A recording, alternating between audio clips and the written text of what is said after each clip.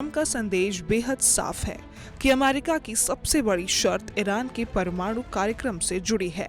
उनका कहना है कि ईरान परमाणु हथियार हासिल नहीं कर सकता और जिस समझौते को अमेरिका जरूरी मानता है उसके लिए तेहरान अभी तैयार नहीं दिख रहा।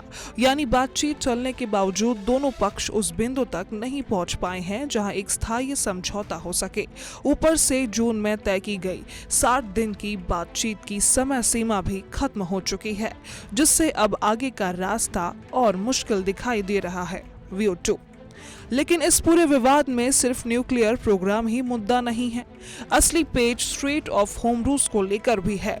ईरान इस अहम समुद्री रास्ते पर अपना प्रभाव बनाए रखना चाहता है, जबकि अमेरिका चाहता है कि यहां से अंतर्राष्ट्रीय व्यापार और जहाजों की आवाजाही सामान्य हो।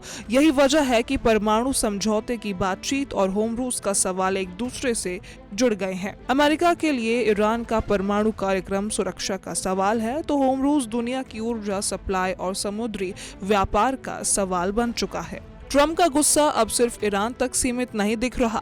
ओमान की भूमिका को लेकर भी उन्होंने नाराजगी जताई है, क्योंकि ओमान ईरान के साथ होर्मुज़ को लेकर बातचीत कर रहा है और अमेरिका चाहता है कि इस समुद्री रास्ते पर उसका दबाव कमजोर ना पड़े। ऐसे में एक जैसा देश जो लंबे समय से मध्यस्थ की भूमिका निभाता रहा है, वो भी इस विवाद के बीच सीधे ट्रंप की चेतावनी के दायरे में आ गया है, जिससे खाड़ी की कूटनीति और ज्यादा तनावपूर्ण हो गई है। अब सबसे बड़ा सवाल यही है कि आगे क्या होगा। क्या अमेरिका और ईरान फिर से बातचीत की मेज पर लौटेंगे या फिर सैन्य तनाव और बढ़ेगा, क्योंकि 60 दिन की डेडलाइन खत्म होने के बाद फिलहाल स्थायी समझौता रास्ता साफ नहीं हुआ है। ईरान अपनी मांगों पर पीछे हटने को तैयार नहीं दिख रहा और अमेरिका भी परमाणु हथियार के मुद्दे पर कोई समझौता करने के मूड में नहीं है।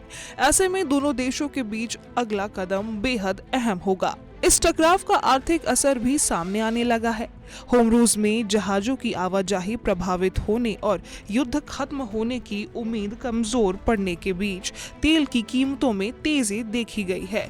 ब्रेंट क्रूड $91 प्रति बैरल के ऊपर पहुंच गया, जबकि अमेरिकी WTI भी $85 के पार चला गया। यानी अगर होर्मुज़ में तनाव लंबे समय तक बन सकता है तो महंगा तेल पूरी दुनिया के लिए नई परेशानी खड़ी कर सकता है और इसका असर ईंधन से लेकर महंगाई तक कई मोर्चों पर दिखाई दे सकता है। फिलहाल तस्वीर यही है कि अमेरिका ईरान को परमाणु हथियार से दूर रखना चाहता है। ईरान अपने परमाणु कार्यक्रम और होर्मुज़ पर अपने प्रभाव को लेकर दबाव में झुकना नहीं चाहता। ओमान दोनों के बीच रास्ता निकालने की कोशिश कर रहा है और इसी बीच ट्रंप की सख्त बयानबाजी ने तनाव और बढ़ा दिया है। यानी अगले कुछ दिन बेहद अहम हैं, क्योंकि एक तरफ बातचीत का रास्ता भी पूरी तरह बंद नहीं हुआ है और दूसरी तरफ सैन्य टकराव का खतरा भी खत्म नहीं हुआ है। अगर होर्मुज़ नहीं खुलता और परमाणु मुद्दे पर समझौता नहीं होता तो अमेरिका और ईरान के बीच तनाव सिर्फ मध्य पूर्व तक सीमित नहीं रहने वाला है, उसका असर पूरी दुनिया के तेल बाजार और अर्थव्यवस्था तक पहुंच सकता है।